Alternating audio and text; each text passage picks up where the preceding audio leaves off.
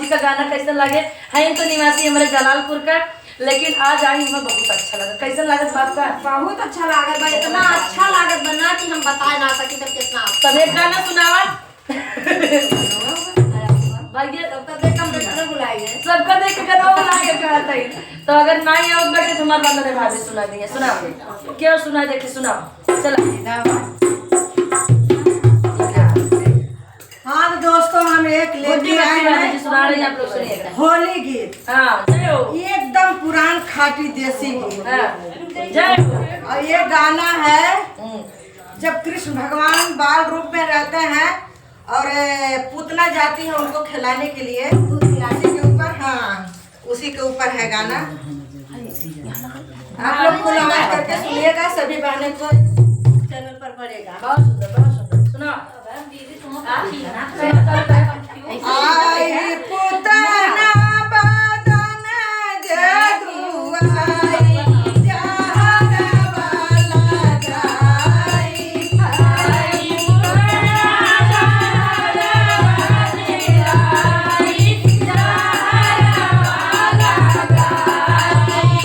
पुतना बदन जदुआई जहर वाला गाई।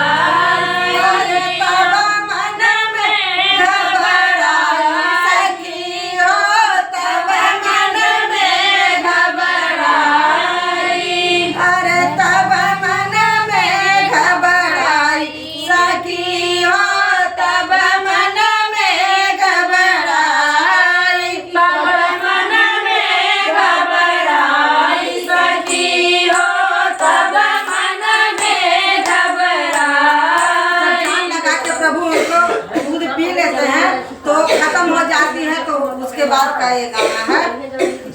अरे होता बिहान चिघार मचावत होता बिहान चिघार मचावत होता बिहान चिघार मचावत होता बिहान चिघार मचावत जैसे नारद जैसे नारद मुनि घराई जारवा लगाई जैसे नारद जैसे नारद मुनि घराई जहरवा लगाई जैसे नारद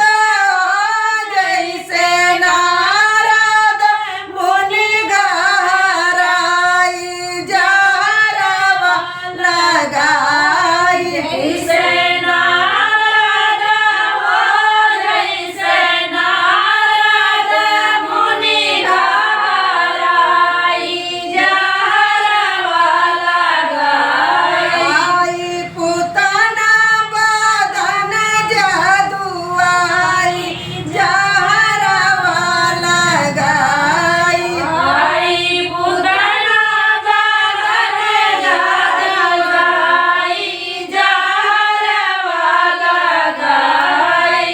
दोस्तों हमारा गाना कैसा लगा? बहुत सुंदर होली गीत आप लोग ज्यादा ज्यादा शेयर करिएगा और पुराने जमाने पुराने स्वर में गीत है। होली वाला सीजन ये गाना दोस्तों चढ़ा उतार करके गाना, जिस सबको नहीं आता है ये गाना।